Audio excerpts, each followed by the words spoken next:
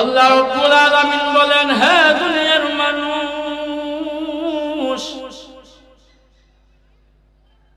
তুমি মনে করো তোমার সন্তান তোমার আপনজন, তোমার ছেলে তোমার আপন, তোমার মেয়ে তোমার আপন, তোমার মা তোমার সবচেয়ে আপন, তোমার বাবা তোমার সবচেয়ে আপন। এই পৃথিবীর জমিনে সবচেয়ে বড় আপনজন হইল আমার মা। মার চাইতে আপনজন দুনিয়ার জমিনে আর কেউ নাই। আমার আল্লাহ ডাক দিয়ে বলেন, ও দুনিয়ার মানুষ, তোমার সন্তান তোমার আপনজন নয়, তোমার মেয়ে তোমার আপনজন নয়, তোমার বাবা তোমার আপনজন নয়, তোমার মা তোমার আপনজন নয়, তোমার ভাই তোমার আপনজন নয়। সারা জীবন ৬০-৭০ বছর এক বিছনার স্বামী স্ত্রী কাটাইছো, স্ত্রী তোমার আপনজন নয়, স্বামী তোমার আপনজন নয়, তোমার আপনজন একমাত্র আমি আল্লাহ। আমি আল্লাহ ছাড়া তোমার কেউ নাই রে বান্দা। এ বান্দা, আমি আল্লাহ ছাড়া তোর পৃথিবীতে কোনো আপনজন নাই, পরকালেও তোর আপনজন নাই।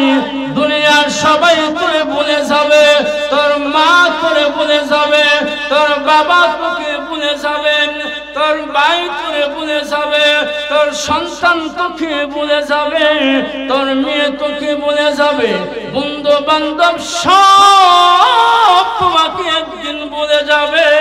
কেউ তোমার কথা স্মরণ করবে না, কেউ তোমার আপনজন হয়ে দাঁড়াবে না।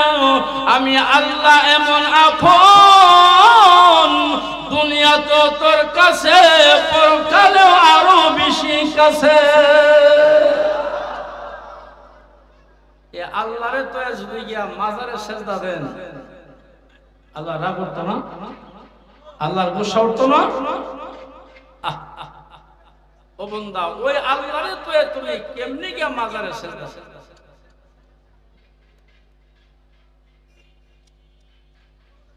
আল্লাহ রাব্বুল আলামিন বলেন, ওই মালিক আল্লাহরে তো তোমরা কেমনি গিয়া মাজারে সেজদা দাও? ওই মালিক আল্লাহরে তো তোমরা কেমনে মূর্তির সামনে সেজদা করো? আল্লাহ রাব্বুল আলামিন স্পষ্ট ভাষায় আরেক আয়াতে বলেন, ওয়াকুল জাআল হাক্কু ওয়া যাহাকাল বাতিল ইন্নাল বাতিলা কানা যাহুকা। হক আইসা গেছে, বাতিল মিসমার হয়ে গেছে, ধ্বংস হয়ে গেছে। অর্থাৎ হক আইসা গেছে, বাতিল শেষ হয়ে গেছে, বিষয়টা এমন না। ওয়াজাহাকাল বলা হয়েছে কোরআনের মধ্যে, ওয়াজাহাবা বলা হয় নাই। ওয়াজাহাবা অর্থ হইল বাতিল চলে গিয়েছে, আর ওয়াজাহাকা শব্দের অর্থ হইল মিসমার, ধ্বংস হয়ে গেছে। যেই জিনিস একবার চলে যা, আবার ফিরে আসার সম্ভাবনা থাকে। যেটা একবারে ধ্বংস হয়ে যা, এটা আর ফিরে আসার সম্ভাবনা থাকে, আরো জোরে কোন থাকে না। ঠিক তেমনি ভাবে হক আইসা গেছে, কাবা ঘর থেকে সকল মূর্তি অপসারিত হয়ে গেছে। কিয়ামতের আগে কাবা করে আর মূর্তি আসবে না, পৃথিবীর কোন মসজিদে আর কোন মূর্তি আসবে না।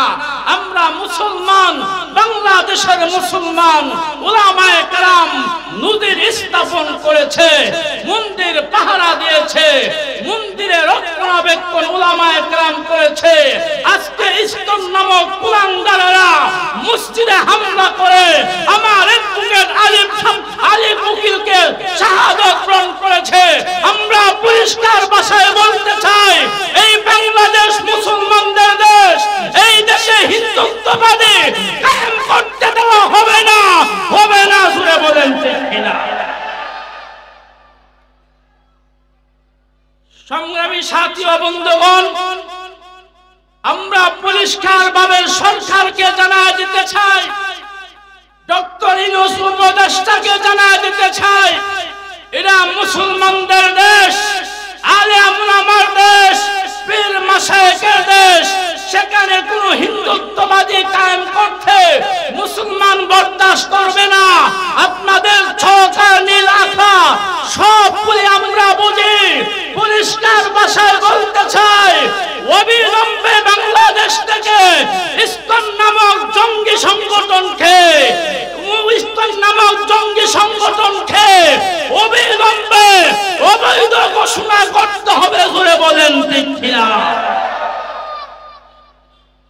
মুসলমানের দেশে হিন্দুত্ববাদী কায়েম হোক, এটা কেউ চাবে না। জোরে বলেন ঠিক কিনা? মুহতারাম হাজিরিন আমার, আল্লাহকে ছাড়া যারা দেবতাকে চেষ্টা করবে তাদেরকে বলতে হবে তাগুত শক্তি। এই তাগুত শক্তির বিরুদ্ধে জীবন বাজি রেখে জিহাদের ময়দানে ঝাঁপিয়ে পড়তে হবে। হিন্দুত্ববাদকে প্রতিরোধ করার জন্য যদি রাজপথ ময়দানে আকাশে রক্তের প্রয়োজন হয়, ইমানি জজবা নিয়ে রক্ত দিতে প্রস্তুত হাত রাখা।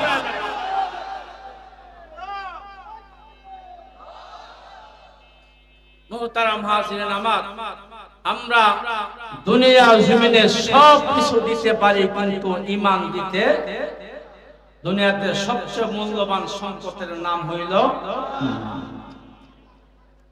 আল্লাহ। বলেন ঈমান আনার পরে যদি ইস্তেকামাত থাকতে পারো, আমি আল্লাহ তোমাদেরকে দুনিয়া এবং আখিরাতে সুসংবাদের বাণী শোনায়। إن الذين قالوا ربنا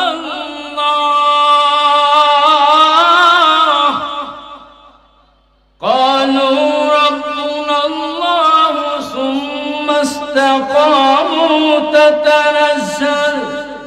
تتنزل عليهم الملائكة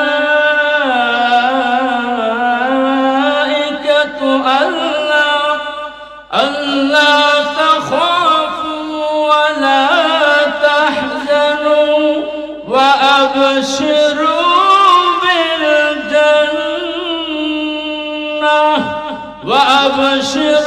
بالجنة التي كنتم توعدون.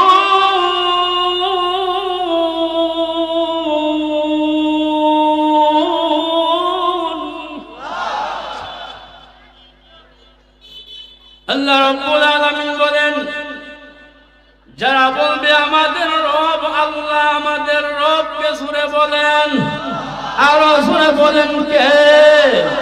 আমাদের রব আল্লাহ। সুম্মাস্তাকাম, এরপরে কথার মধ্যে অটল থাকেন। আল্লাহকে আল্লাহ মানার পরে কোন মুসলমান মাজারে সিজদা করতে পারে না। আল্লাহকে আল্লাহ মানার পরে মুসলমান সুদ খাইতে পারে না। জোরে কোন ঠিক কিনা? আল্লাহকে আল্লাহ মানার পরে কোন মুসলমান ঘুষ খাইতে পারে না। আল্লাহকে আল্লাহ মানার পরে কোন মুসলমান অন্যের জায়গা বেআইনি ভাবে দখল করতে পারে না। আল্লাহকে আল্লাহ মানার পরে কোন মুসলমান গাঞ্জা মদ খাইতে পারে না। আল্লাহকে আল্লাহ মানার পরে কোন মুসলমান নারীবাজি করতে পারে না।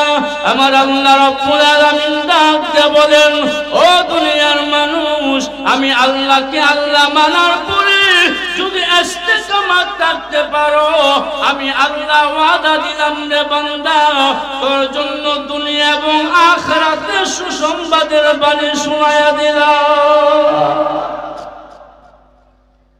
দেখবেন আমাদের সমাজে কিছু মানুষ আছে, তারা বলেন যারে ওয়াজ নসিহত মসজিদ মাদ্রাসায় উলামায়ে কেরামদের মোল্লাদের সকল কথা শুনলে সমাজ চলা বড় মুশকিল, সমাজ চালানো যাইতো না।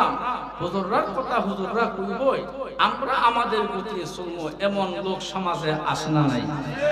আর জোরে কোন আসে না নাই? তাদের সম্পর্কে আল্লাহ কোরআনে এক জায়গায় বলেন, وَإِذَا تُتْلَى عَلَيْهِ آيَاتُنَا وَلَّى مُسْتَكْبِرًا كَأَن لَّمْ يَسْمَعْهَا كَأَنَّ فِي أُذُنَيْهِ وَقْرًا فَبَشِّرْهُ بِعَذَابٍ أَلِيمٍ.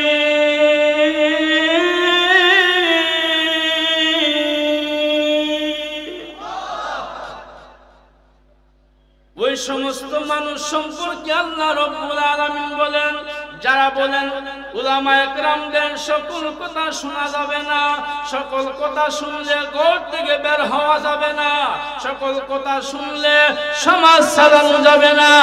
দেশ চালানো যাবে না। আমরা পরিষ্কার ভাষায় এই কথাটা জবাব দিতে চাই। আল্লাহ রাব্বুল আলামিন বলেন, ওই সমস্ত মানুষ যারা আল্লাহর বিধান শোনার পরে শুনলাম না শোনার বান্দরে এক কান দিয়া শুনে আরেক কান দিয়া বের করে দেয়, ওই সমস্ত মানুষদের সম্পর্কে আল্লাহ রাব্বুল আলামিন বলেন, ওগো নবীজি তাদেরকে সুসংবাদ দেন, আমার আযাব বড় কঠিন। তাদেরকে সুসংবাদ দেন, ফাবাশশিরহু বিআযাবিন আলীম।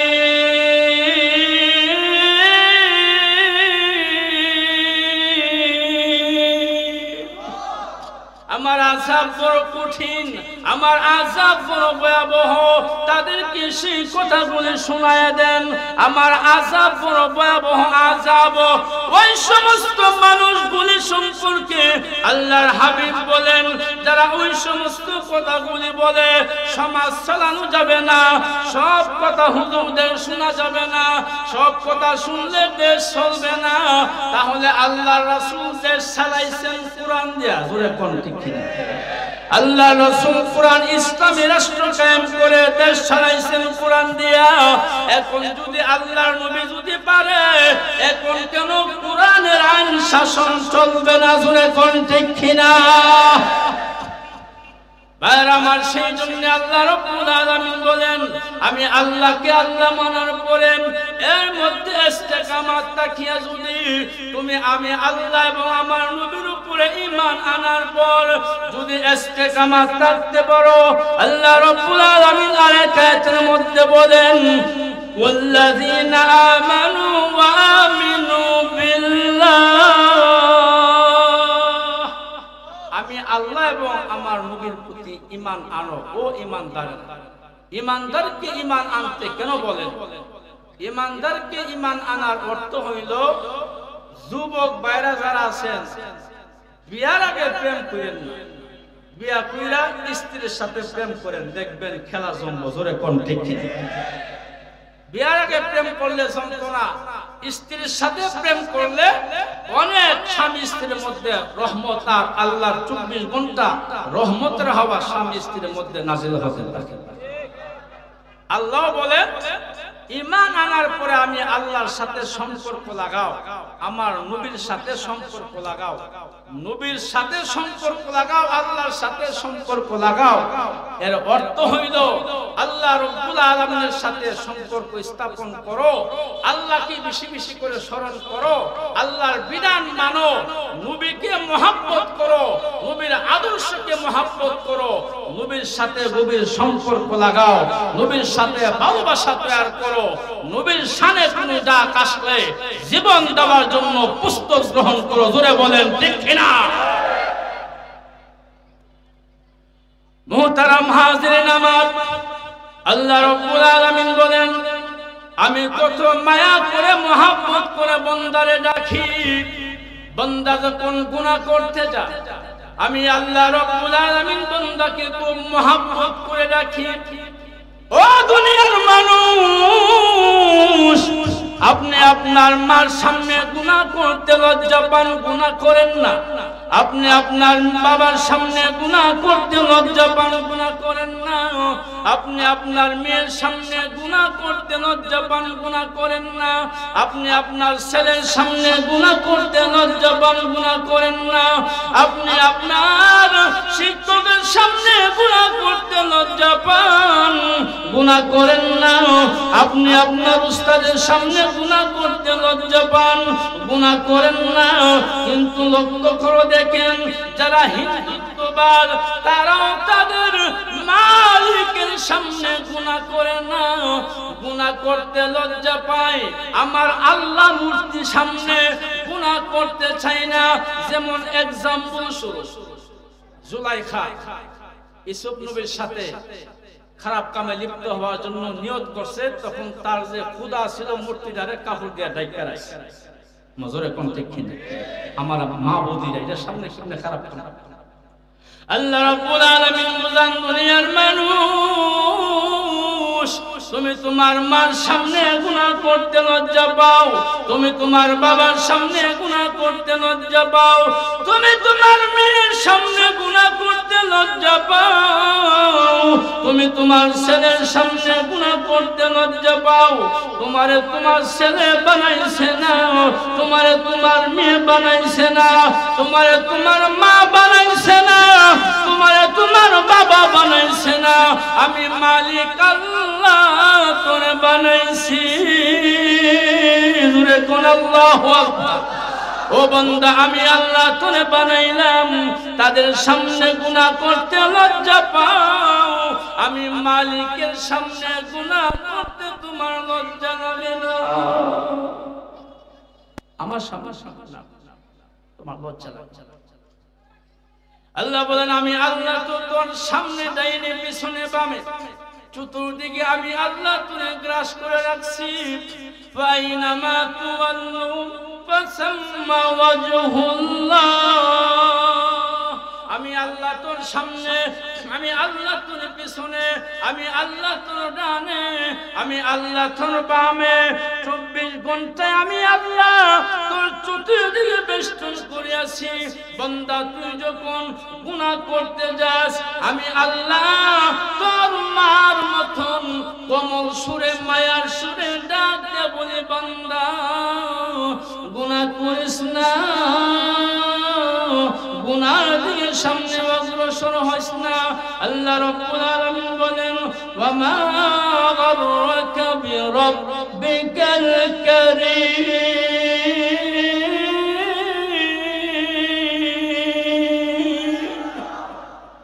তোরে কে কারীম রব থেকে সরায়া গুনার দিকে অগ্রসর করতেছ বান্দা?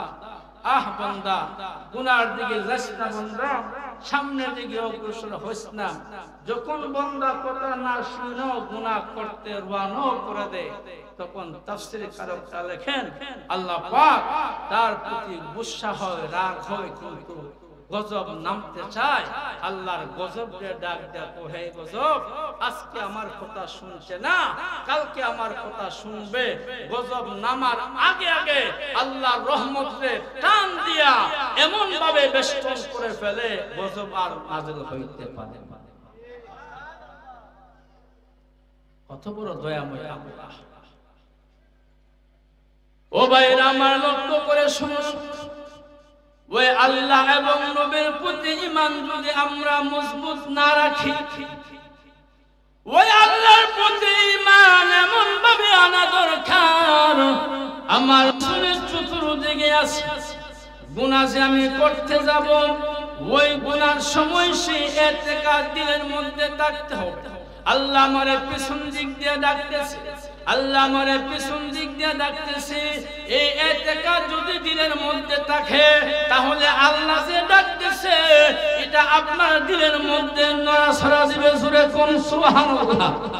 এমন ভাবে নড়াচড়া দিবে, এ বান্দা আমি আল্লাহ তোরে পিছন দিক দিয়ে ডাকি, গুনাহ করিস না, গুনাহ করিস না, গুনাহ করিস না। এরপর আমার ডাক শুনস না, কিন্তু আমি আল্লাহ সঙ্গে সঙ্গে তোরে আযাব দিয়া ধ্বংস করে দেই না, সুযোগ দেই, ছাড় দেই। বান্দা দেখি আবার তওবা করে একদিন আমি মালিককে যখন ডাক দিবে, আল্লাহ গুনাহ করেছি, তুমি মালিক দয়া করে মাফ করে দাও। আল্লাহ কই, বান্দা তুই যখন ডাক দেস, তখন আমি আল্লাহর রহমত এমন ভাবে তোর দিকে নাযিল হতে থাকে, আমি আল্লাহ যত গুসাই হই না কেন, আমি আল্লাহ ঠিক থাকতে পারি না, আমার রহমত তোর প্রতি নাযিল করে দিস। আমার আল্লাহ এবং নবীর প্রতি ঈমান এমন ভাবে আমাদেরকে আনতে হবে। আল্লাহর নবীর প্রতি সাহাবায়ে কেরাম যেমন ভাবে ঈমান আনছিল, সাহাবীদের ঈমান, তারা নবীর প্রতি কেমন মহব্বত ছিল, কেমন মায়া তাদের ছিল, নবীর প্রতি কেমন মহব্বত তাদের ছিল। আল্লাহর নবীর সাহাবীদের নবীর প্রতি মায়া মহব্বতের ইতিহাস নজির স্থাপন করেছে হযরতে হামজা রাদিয়াল্লাহু তাআলা আনহু। জিহাদের ময়দানে আল্লাহর নবী উহুদের ময়দানে সংবাদ ছড়ায় গেছে আল্লাহর নবী দুনিয়া থেকে বিদায় হয়ে গেছে নবী আর দুনিয়ার জমিনে নাই আল্লাহর হাবিব আর দুনিয়ার জমিনে নাই এই সংবাদ মদিনার গলিতে গলিতে যখন আওয়াজ ছড়ায় দিল এমন সময় হানজালা রাদিয়াল্লাহু তাআলা ঘর থেকে বের হয়ে গেল বাসর সজ্জা থেকে বের হয়ে দরবারে নিয়ে রওনা হয়ে গেছেন এবার স্ত্রী ডাক দিয়ে বলেন স্বামী জিহাদের ময়দানে যাওয়ার আগে মনে হয় আর আপনার সাথে দেখা হবে না গোসল করে পবিত্র হয়ে জিহাদের ময়দানে যান এবার হানজালা রাদিয়াল্লাহু তাআলা ডাক দিয়ে বলেন না না আমার নবী নাই আমি কার জন্য গোসল করব জিহাদের ময়দানে তুমুল যুদ্ধ করে হানজালা রাদিয়াল্লাহু তাআলা শাহাদাত গ্রহণ করলেন সকল শহীদদের লাশ এক জায়গায় জমা করলেন আল্লাহর নবী ঘোষণা দিলেন সকল শহীদদের লাশ এক জায়গায় জমা করো দাফনের ব্যবস্থা করা হোক এমন সময় জিহাদের ময়দানে একজন মহিলা আওলা বেশে পাগলের বেশে দৌড়ায় এসে বলেন ওগো নবীজি আমার স্বামী হানজালাকে গোসলের ব্যবস্থা করে কি হয়েছে গোসলের ব্যবস্থা ওগো নবীজি আমার স্বামী আপনার আশিকে মহব্বতে বাসর ঘর থেকে নাপাক অবস্থায় জিহাদের ময়দানে শাহাদাত গ্রহণ করেছে আমার স্বামীর লাশটাকে গোসলের ব্যবস্থা করুন আল্লাহর নবী ডাক দিয়ে বলেন সাহাবীরা হানজালার লাশটাকে আলাদা করো এবং যারা শহীদ হয়েছে শহীদদের লাশগুলোর মধ্য থেকে তছনছ করে খুঁজে খুঁজে দেখলেন হানজালার লাশ আর জমিনে নাই কোন জায়গায় হানজালার লাশ নাই ওগো নবীজি হানজালার লাশ তো আর পাওয়া যায় না শাহাদাত যারা বরণ করেছে তাদের মধ্য থেকে হানজালার লাশ খুঁজলাম পাইলাম না উহুদের ময়দানে তছনছ করে খুঁজো উহুদের ময়দানে তছনছ করে জায়গায় জায়গায় খুঁজলেন হানজালার লাশ পাওয়া যায় না আল্লাহর হাবিব বলেন কি আর সাহায্য হানজালার লাশ কোথায় গেল স্ত্রীও আকাশের দিকে তাকায় বলেন আল্লাহ আমার মনে হয় আমার স্বামীকে আপনি শাহাদাতের মর্যাদা দেন নাই আর না হলে আমার স্বামীর লাশ কোথায় গেল সাহাবায়ে কেরাম আশ্চর্য আল্লাহর নবীও পেরেশান স্ত্রীও পেরেশান হানজালার লাশ কোথায় গেল এমন সময় জিবরাইল আল্লাহর নবীর কানে কানে আয়েশা বলেন ওগো নবীজি আল্লাহু আকবার বলেন ওগো নবীজি হানজালার শাহাদাত হানজালার মহব্বত আপনার প্রতি আশিক রাসূলের এমন নজির স্থাপন করেছে আল্লাহ এত মহব্বত করেছে তার শাহাদাতের মর্যাদা আল্লাহ এমন ভাবে দিয়েছে সেই জন্য হানজালার গোসল আর দুনিয়ার জমিনে মাটিতে দেওয়া হয় নাই আল্লাহর আকাশের মধ্যে হানজালার গোসল দেওয়া হইতেছে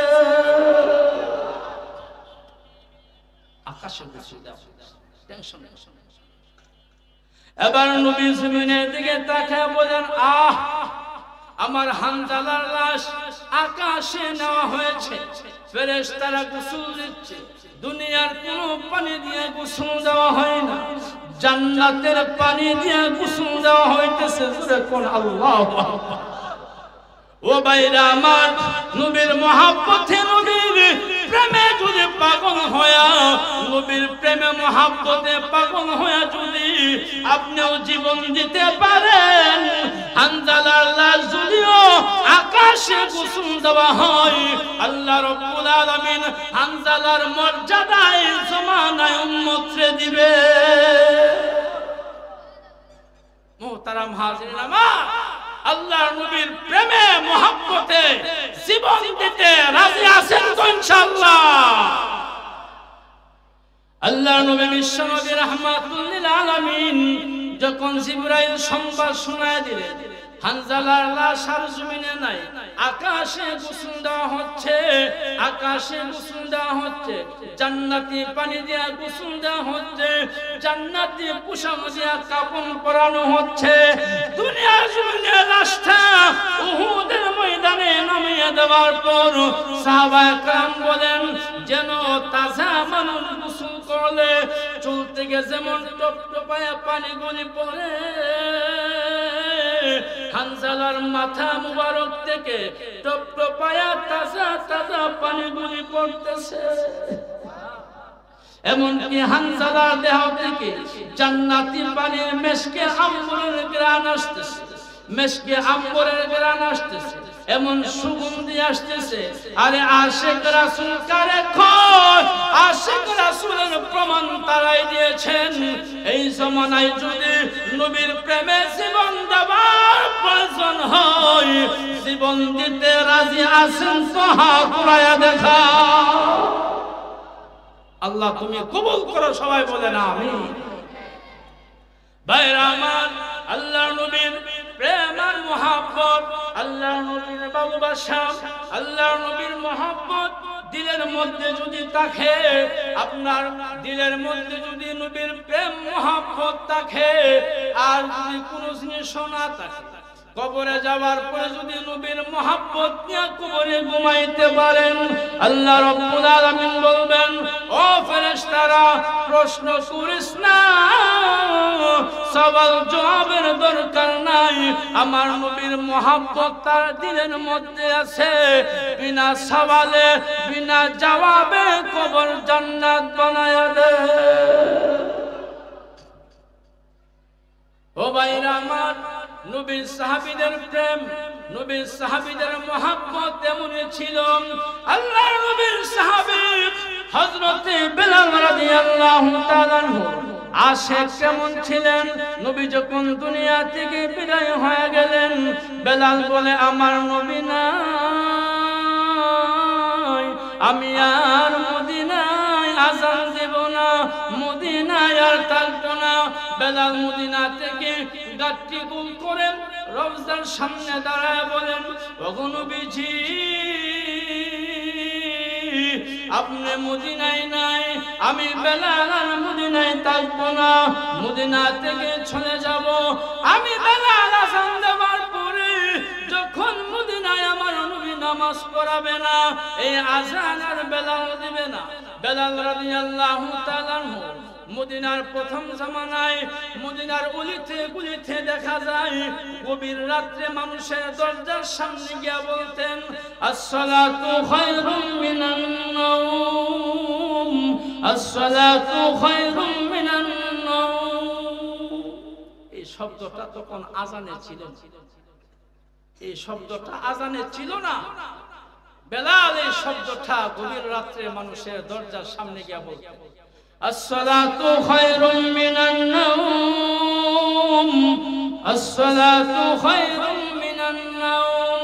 আমার আল্লাহ ডাক দিয়ে বলেন বন্ধু, বেলালের এই শব্দটা আমি আল্লাহর কাছে বড় পছন্দ, এটা আর বাইরে থাকা দরকার নাই, আযানে ঢুকায়া দাও। জোরে কোন না সুবহানাল্লাহ, আরো জোরে কোন সুবহানাল্লাহ, জোরে আওয়াজ দিয়ে বলেন আল্লাহু আকবার। ওগো নবীজি, বেলালের শব্দটা আমি আল্লাহর কাছে বড় পছন্দ। আসসালাতু খায়রুম মিনান নাওম, ঘুম হইতে নামাজ ভালো, এই শব্দটা আমি আল্লাহর কাছে পছন্দ হইছে, এটা আর বাইরে থাকা দরকার নাই। কিয়ামত পর্যন্ত ফজরের আযানে ওই শব্দটা মেহেরবানি করে ঢুকায়া দাও। এই শব্দ কিয়ামত পর্যন্ত চলবে। বেলালের শব্দগুলি আল্লাহ মহব্বত করছে। বেলাল আল্লাহর নবীর এত প্রেম মহব্বত দেখাইছে, মদিনা থেকে বের হয়ে গেছে। মদিনা থেকে বের হওয়ার পরে কিছুদিন যেতে না যেতে আল্লাহর নবী স্বপ্ন দেখায় বেলাল তুমি কোথায়? তোমার আজান আমি শুনি না, আমার মদিনা ছেড়ে তুমি চলে গেছো, বেলাল তুমি মদিনায় ফিরে আসো। নবীর স্বপ্নের যুগে কথা শুনে আবার বেলাল মদিনায় ফিরে আসলেন। মদিনায় আসার পরে মদিনার শিশু মাসুম বাচ্চারা বলেন, ওগো মা, বেলালকে দেখেছি মদিনায় এসেছে, আমাদের মনে হয় আল্লাহর নবীও মদিনায় আসবে। বেলাল যখন আসছে আল্লাহর নবীও মদিনায় মনে হয় আসবে। মা সন্তানকে গিয়া সুসংবাদ দে, সন্তান রিয়া বলে, মা রেবা বলে, মা বেলাল মদিনায় আসছে। বেলাল যখন আসছে আল্লাহ রাসূল মদিনায় আসতে পারে, সবাই জমা হয়ে গেছে। সাহাবায়ে কেরাম সবাই অনুরোধ করেন, বেলাল একটাবার আজান দাও না, বহুদিন পর বেলাল তোমার আজান শুনি না। বেলাল বলেন, না আমি আজান দিব না, যে আজানের পরে নবী ইমামতি করবে না এই আজান বেলাল আর দিবে না। এবার সাহাবায়ে কেরামদের মধ্যে মুরব্বী একজন সাহাবী ডাক দিয়ে বলে, বেলালে আজান দেওয়াইতে হলে কারো রিকোয়েস্টে বেলাল আজান দিবে না, যাও যাও হাসান হুসাইনকে নিয়ে দৌড়ে আনো, হাসান হুসাইনকে সামনে হাজির করাও। হাসান হুসাইন রাদিয়াল্লাহু তাআলা আনহু যখন বেলাল রাদিয়াল্লাহু তাআলা আনহুর সামনে আসলেন, বেলাল হাসান হুসাইনকে জাবড়ে ধরে কান্নাকাটি শুরু করলেন। হাতের মধ্যে চুমু খা, কপালে চুমু খা, আর হাতের কোণের মধ্যে চুমু খা। বেলাল বলেন, হাসান ও হুসাইন, তোমার এই কপালে আমার হাবিব কত চুমু খেয়েছে। বেলাল ডাক দিয়ে বলেন, হুসাইন রে আয়, আমার মুখে আয়, আমার মুখে আয়। ঠান্ডা জড়ায়া কান্নার রূপ পড়ে গেছে, মদিনার যেন আকাশ পাতাল বাড়ি হয়ে গেছে। সকল সাহাবায়ে কেরাম কান্দে, বেলাল কান্দে, হাসান হুসাইন কান্দে। আল্লাহর নবী বিশ্ব নবী রাহমাতুল লিল আলামিনের রওজার সামনে দাঁড়ায় বলেন, ওগো নবীজি, আপনার মোহাব্বত আর ভালোবাসার টানে চলে আসলাম। আপনার নাতি হাসান হুসাইন আজান দেওয়ার জন্য রিকোয়েস্ট করতেছে। আল্লাহর নবী রওজা থেকে ডাক দিয়ে বলেন, বেলাল এটা আমার নাতির আবদার না, আমি নবীও তোমার কাছে আবদার জানাই। এর নাম হইল আশিকের রাসূল, এর নাম হইল নবীর মোহাব্বত, নবীর ভালোবাসা, মোহাব্বত, প্রেম তাদের মতন হওয়া দরকার। আল্লাহ রাব্বুল আলামিন বলেন, ইন্নাল্লাযীনা ক্বালু রাব্বুনাল্লাহ সুম্মা ইসতাকামু তাতানাজ্জালু আলাইহিমুল মালায়েকা আল্লা تخافوا ولا تحزنوا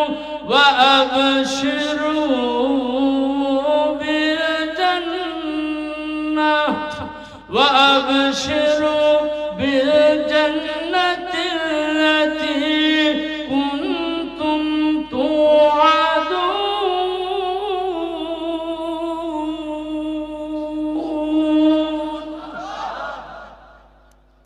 আল্লাহ রাব্বুল আলামিন বলেন, আল্লাহর হাবিব বলেন, চারটা পাওনা যদি আমার উম্মত আমারে দিয়া দে, তাহলে ময়দানে মাশারে হাউজে কাউসারের কিনারে দাঁড়ায় আমি নবী নিজ হাতে তারে পানি পান করাবো।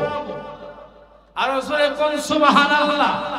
হাউজে কাউসারের কিনারে নবী দাঁড়ায় আপনাকে আমাকে, নবী দাঁড়ায় আপনাকে আমাকে হাউজে কাউসারে পানি পান করাবে। এক নাম্বার পাওনা হইল, আল্লাহর হাবিব বলেন, আমার এক নাম্বার পাওনা হইল উম্মতের কাছে আল্লাহর হাবিব ঘোষণা দেন, জামিল আকামিল কামালাত, আল্লাহর নবীর যত কামালাত কামালাত আছে সকল কামালাতকে স্বীকৃতি প্রদান করতে হবে। আল্লাহর হাবিব প্রস্রাব পায়খানা করলে জমিন প্রস্রাব পায়খানা মুবারক খেয়ে ফেলতো, এটা নবীর কামালাত, এটা উম্মতরে মানতে হবে। জোরে কোন ঠিক কিনা?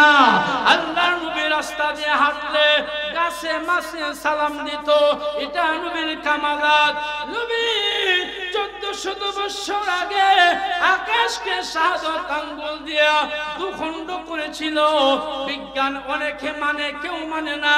যারা মানে তারা নবীর কামালাত মানে, যারা মানে না তারা নাস্তিক। জুড়ে বলেন ঠিক কিনা? এক নম্বর হইল নবীর সকল কামালাত, নবীর যত সিফত, নবীর যত মুজিজাত সবগুলো উম্মতকে মানতে হবে।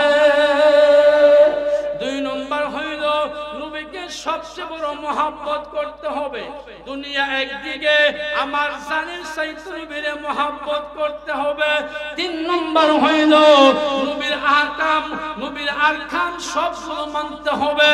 চার নম্বর হইল যেই জায়গায় তাকান না কেন নবীর শানে যখন কোন নাম আসবে, নবীর নাম আসার সাথে সাথে নবীর শানে দুরূদ পড়তে হবে। ওই চারটা কাজ যে উম্মত করবে ময়দানে মাশারে, আল্লাহর হাবিব বলেন আমি নবী তার নিজ হাতে হাউজে কাউসারের পেয়ালা দিয়া পানি পান করাবো। আমার আল্লাহ ডাকতে বলেন নবীজি আপনি যে উম্মতরে হাউজে কাউসারের পেয়ালা দিয়ে পানি পান করাবেন, আমি আল্লাহ ঘোষণা দিলাম ওই বান্দারে আমার জান্নাতের সকল দরজা খুলে দিলাম। আল্লাহু আকবার। ভাইরা আমার, সেই জন্য আল্লাহর হাবিব বলেন, আল্লাহ রাব্বুল আলামিন বলেন, আল্লাহ রাব্বুল আলামিন বলেন, আল্লাহকে আল্লাহ মানার পরে, নবীকে নবী মানার পরে এর মধ্যে যদি ইস্তেকামাত থাকতে পারেন তাহলে আল্লাহ রাব্বুল আলামিন বলেন আমি আল্লাহ আকাশ থেকে ফেরেশতা পাঠাবো, বান্দা তোমার সবচেয়ে বড় মুসিবতের সময় আমি আল্লাহ তোমারে সাহায্য করব। সবচেয়ে বড় মুসিবত যখন তোমার হবে, সবচেয়ে বড় মুসিবতের সময়টা আমাদের কোন সময়? সাকরাতুল মউত। বলে কোন সময়? সাকরাতের সময়, সবচেয়ে বড় মুসিবতের সময়। আল্লাহ রাব্বুল আলামিন বলেন তাতানাজ্জালু আলাইহিমুল মালাইকা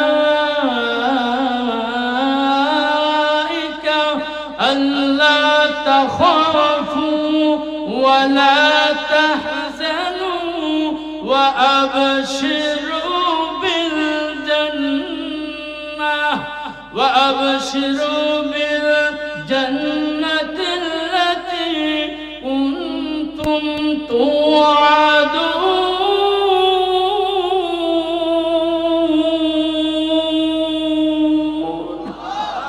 আরো জোরে কোন আল্লাহু আকবার, জোরে আরো বলেন আল্লাহু আকবার।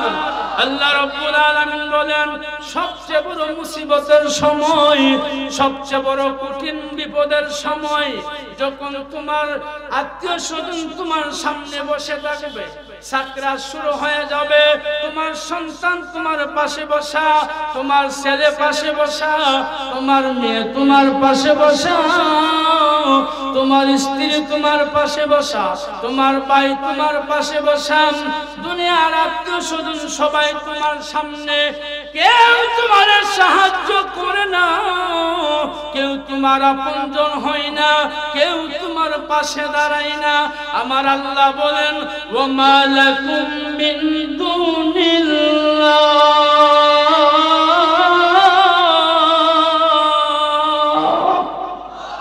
ও বান্দা, এই সময় তোর মা তোর পাশে থাইকা তোর সাহায্য করতে পারে না, তোর বাবা তোর পাশে থাইকা তোর সাহায্য করতে পারে না, তোর মেয়ে তোর পাশে থাইকা তোর সাহায্য করতে পারে না, তোর ছেলে তোর পাশে থাইকা তোর সাহায্য করতে পারে না, বন্ধু বান্ধব ভাই বেড়াদর পাড়া প্রতিবেশী কেউ তোর সাহায্য করতে পারে না। আমার আল্লাহ বলেন মিন ওয়ালি ওয়ালা নাসীর, তোর সাহায্যকারী কে রে বান্দা? আমি আল্লাহ ছাড়া তো কেউ তোর আপনজন নাই। এ বান্দা, তোর যখন যাত্রা শুরু হয়ে যাবে, দুনিয়ার কেউ তোর পাশে থাকলেও তোর সাহায্য করতে পারবে না, একমাত্র আমি আল্লাহ ছাড়া তোর কেউ আপনজন না। আল্লাহ রাব্বুল আলামিন বলেন তাতানাজ্জালু আলাইহিমুল মালাইকা, বান্দার যখন সাকরাত শুরু হয়ে যায়, আল্লাহ আরশে আজিম থেকে একদল ফেরেশতা পাঠায়। ফেরেশতাগুলি আইসা বান্দার সাকরাত অবস্থায় চতুর্দিকে বান্দার পিছনে ঘুরে আর বলে আল্লাহ তাখাফু ওয়ালা তাহজানু, বান্দা তোমার ভয় নাই, বান্দা তোমার পেরেশানি নাই। এ বান্দা, তুই ভয় পাস না, তুই পেরেশানিগ্রস্ত হইস না, চিন্তা করিস না রে বান্দা। তোর রূহটা বের হতে দেরি হবে, আল্লাহর জান্নাতে পৌঁছায় যেতে একটা মুহূর্তেও দেরি হবে না। ফেরেশতারা চতুর্দিকে ঘুরবে আর বলবে, তাফসীরে কারকরা লেখেন আরেক দল ফেরেশতা আসবে, প্রত্যেকের হাতের মধ্যে জান্নাতি আতর থাকবে। জান্নাতি আতরগুলি চতুর্দিকে ছিটাইবে আর বলবে আল্লাহ তাখাফু ওয়ালা তাহজানু ওয়া আবশিরু বিল জান্নাহ। আল্লাহ তাখাফু, ভয় নাই, পেরেশানি নাই, আতর ছিটাইবে আর বলবে বান্দা তোর ভয় নাই, তোর পেরেশানি নাই, তুই চিন্তা করিস না রে বান্দা, পেরেশানিগ্রস্ত হইস না। তোর রূহটা বের হতে একটু কষ্ট হবে। কেমন কষ্ট হবে বান্দা? তুই চিন্তা করিস না, তোর রূহটা বের করার সময় একটু স্বাভাবিক কষ্ট হতে পারে। যেমন এক্সাম্পল স্বরূপ, ছোটবেলা আমাদেরকে মুসলমানি করাইছেনি, ধরে কোন করাইছেন? মুসলমানের সময় যখন দেখতাম আজমরা, এখন তো ডাক্তাররা করা, আজমরে দেখা দৌড়ায় চলে যাইতাম, বাই দুই রান তো এবারে আজম গেছে আয়, দুই রান না বলতো চিন্তা করিস না, পেরেশানিগ্রস্ত হইস না। যখন ধরছে মাথাটা ছাপ দিয়া ধরছে, এমন সময় মা আয়েশা বলেন আমার ফুলা ধরা তোরা মারি দিছ, আমার ফুলা বড় মিষ্টি পছন্দ করে, মা একটা মিষ্টি মুখের মধ্যে দিয়া দিছে। আজম সুন্দর করে কাম করে ফেলছে, মিষ্টির দিকে লোভ চুইলা গেছে। ঠিক তেমনি ভাবে ইমানদার মুমিন মুসলমানদের রূহ বের করার সময় আল্লাহ রাব্বুল আলামিন জান্নাত থেকে আপেল পাঠাবেন। যা আমার ফেরেশতারা আপেলটার নিচে আমার আল্লাহু আকবার শব্দটা লিখা আমার বান্দার চোখের সামনে দুই রাথল, আমার বান্দা আমার আল্লাহু আকবার শব্দ দেখতে দেখতে আমি আল্লাহর সাথে প্রেমে পাগল হয়ে যাবে। এমন সময় রূহটা বের করলে আমার বান্দা মৃত্যুর কষ্ট পাবে না। তাতানাজ্জালু আলাইহিমুল মালাইকা, আল্লাহ ফেরেশতা পাঠায়া এমন ভাবে আপনি আমার জন্য সাহায্য করবে। ও আমার ভাইরা, ও আমার বন্ধুরা, ভালো করে শুনুন, যদি আল্লাহকে আল্লাহ মানার পরে আমি যদি কথার মধ্যে ইস্তেকামাত থাকতে পারি, আমার কঠিন মুসিবতের সময়, সাকরাতের সময় দুনিয়ার কেউ যদি আমার আপনজন না হয়, দুনিয়ার কেউ যদি আমার পাশেও না থাকে, আমার মালিক মহান আল্লাহ রাব্বুল আলামিন পাশে থাকবে। এই জন্য আল্লাহ বলেন বান্দা দুনিয়াতে তোর কে আপনজন আছে ও দেখি, আমি আল্লাহ ছাড়া তুই যে এত আপনজন খুঁজস সব তোর পর, কেউ তোর সাহায্য করবে না, একমাত্র আমি আল্লাহ ছাড়া। জোরে কোন ঠিক না? সেই জন্য মুহতারাম হাজিরিন আমার, আমাদের সর্বচেষ্টা দিয়ে সর্ব কিছু দিয়ে আমরা আমাদের ঈমানকে মজবুত রাখবো। জোরে বলেন ঠিক কিনা? আমাদের মূল সম্পদ হইল ঈমান, আমাদের মূল জিনিস হইল ঈমান। আমরা দল চাটতে পারি, দুনিয়া চাটতে পারি, মা বাপ চাটতে পারি, কিন্তু ঈমান বিসর্জন দিতে পারি না। জোরে বলেন ঠিক কিনা? আমরা আমাদের ঈমানকে সর্ব অবস্থায় সর্বহালতে ঈমানকে মজবুত রাখার চেষ্টা করব। জোরে বলেন ঠিক কিনা? মুহতারাম হাজিরিন আমার, সর্বশেষ কথা আমি আপনাদের সামনে বলতেছি, আমরা যদি আমাদের ঈমানকে মজবুত না রাখতে পারি তাহলে দুনিয়া আমাদের শেষ, আখিরাতও আমাদের শেষ। সুতরাং ঈমানকে মজবুত রাখার জন্য, ঈমানকে যদি হেফাজত করতে চান, তাহলে তাগুত শক্তির বিরুদ্ধে যখন মোকাবেলায় আসবে, সেই মোকাবেলায় ঈমানের পরীক্ষা এমন ভাবে দিতে হবে, জ্বলন্ত আংরা যেমন হাতের মধ্যে রাখা বড় কঠিন, ঈমান তখন হেফাজত করা কঠিন হয়ে যাবে। সেই জন্য কিছু কিছু মানুষ বেঈমান হয়ে যাবে, তাগুত শক্তির কাছে মাথা নত করে ফেলবে, তাদের ঈমানকে বিসর্জন দেয়া দিবে। আমরা পরিষ্কার ভাষায় বলতে চাই, যত তাগুত শক্তি আমাদের সামনে আসুক না কেন, জীবন দিব, রক্তে রঞ্জিত করব, ঈমান বিসর্জন দিব না। জোরে বলেন ঠিক কিনা? আল্লাহ পাক আমাদের সবাইকে হেফাজত করুক, ঈমানকে মজবুত রাখার তৌফিক দান করুক। আল্লাহ আমাদের সকলকে আজকে আশা এবং বসাকে জুরিয়া করে ইহকাল এবং পরকালে কল্যাণ নসিব করো। সবাই বলেন আমিন। আমি আর লম্বা করব না। মুহতারাম হাজিরিন আমার, আমি আপনাদের দাওয়াতি মেহমান না। আমার আজকে মাহফিল ছিল সিলেটে, মাহফিল প্রোগ্রাম ক্যান্সেল হওয়াতে আমার ছাত্র আমাকে রিকোয়েস্ট করার কারণে আপনাদের মাঝে হাজির হয়েছি। আগামীকাল আমাদের মানিকগঞ্জ মাহফিল আছে আমার। আল্লাহ পাক যেন আমাদের সবাইকে সুস্থতার সাথে দিনের খেদমত করার এবং আপনাদেরকে ঈমান এবং ঈমানগুলি জজবাগুলি তৈরি করে দেওয়া, ঈমানকে নাড়াচাড়া করে দেওয়ার তৌফিক আল্লাহ যেন আমাদেরকে কবুল করেন। সবাই মহব্বতে বলেন আমিন। সবাই দুরূদ শরীফ পড়েন। আল্লাহুম্মা সাল্লি আলা মুহাম্মাদ।